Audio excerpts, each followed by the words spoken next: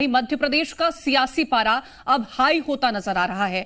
जहां बीजेपी जन आशीर्वाद यात्रा को आगे कर जनता के बीच पहुंच रही है, तो वहीं दूसरी ओर कांग्रेस इस यात्रा के बहाने सरकार पर सवाल दाग रही है। इसी कड़ी में आज मध्य प्रदेश पहुंचे केंद्रीय गृह मंत्री अमित शाह ने कांग्रेस को आड़े हाथों लिया, तो कमलनाथ ने भी ट्वीट कर उनसे सवाल पूछ डाले। रिपोर्ट देखिए।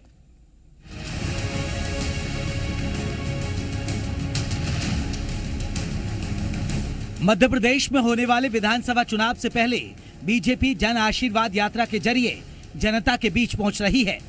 हर दिन अलग अलग यात्राओं को बीजेपी के दिग्गज रवाना कर रहे हैं। जेपी नड्डा, राजनाथ सिंह के बाद अब केंद्रीय गृह मंत्री अमित शाह एमपी पहुंचे। इस दौरान उन्होंने जन आशीर्वाद यात्रा को हरी झंडी दिखाई।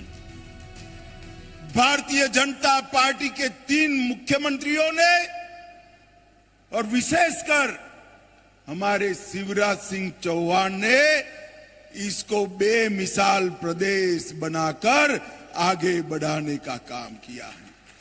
मध्य प्रदेश ऐसे राज्यों में सबसे पहला राज्य है जिसने मेरे आदिवासी भाइयों बहनों के लिए पेशा के कानून को जमीन पर उतारने का काम किया है।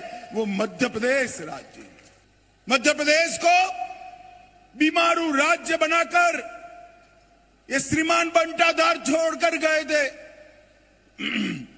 दिग्विजय की सरकार को याद करिए। भ्रष्टाचार, लूट खसोट, गड्ढे से भरे हुए रोड, पानी बगैर के किसान के खेत, बिजली बगैर की गरीब का घर और महिलाओं की सुरक्षा का नामो निशान नहीं था। श्रीमान बंटाधार और कमलनाथ जी को पूछने आया हूं, जब आपकी सरकार थी, यूपीए की सरकार थी, कांग्रेस की सरकार थी, आदिवासी कल्याण मंत्रालय का एसटी कंपोनेंट का बजट कितना था? भाई और बहनों, मैं बताने आया हूं, मनमोहन सिंह सरकार केवल सालाना 24,000 करोड़ रुपया देती थी। तो चलिए अब आपको इन यात्राओं का रूट मैप भी बता देते हैं। ये जन आशीर्वाद यात्रा 10,000 किलोमीटर से अधिक भ्रमण करेगी। इसमें 200 से ज्यादा बड़ी सभाएं होंगी। इसके अलावा हजारों की तादाद में स्वागत के कार्यक्रम आयोजित होंगे।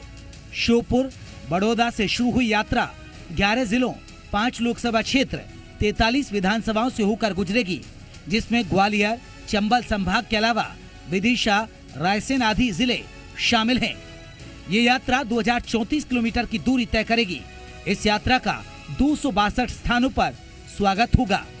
55 रथ सभाएं, 16 रोड शो और 48 आम सभाएं आयोजित होंगी।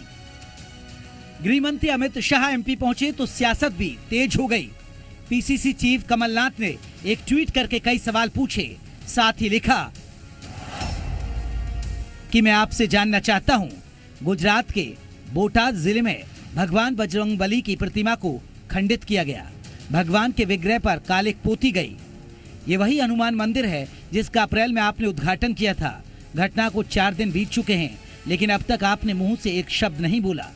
एक हनुमान भक्त होने के नाते मैं आपसे सवाल पूछता हूं, इस धर्म विमुख आचरण के कारण मध्य प्रदेश की जनता जन आशीर्वाद नहीं, जन धिक्कार का मन बना रही है।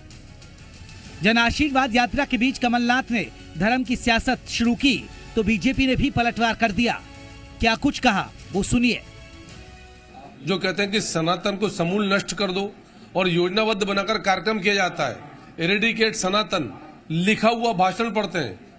कार्ति चिदम्बरम तो कमलनाथ जी की पार्टी के सांसद हैं। कमलनाथ जी तब कहाँ आपकी भक्ति चली जाती है जब दिग्विजय सिंह कहते हैं कि हिंदू आतंकवादी है, भगवा आतंकवाद है।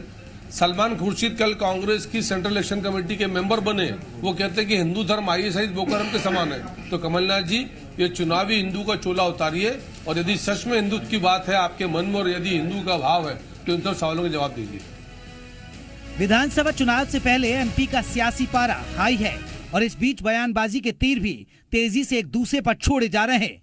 देखना होगा कि सियासी लड़ाई में आखिर कौन अव्वल आकर सत्ता के सिंहासन पर विराजमान होता है। ब्यूरो रिपोर्ट, जी मीडिया। और चलिए अब आपको दिखाते हैं 3 मिनट में 30 बड़ी खबरें।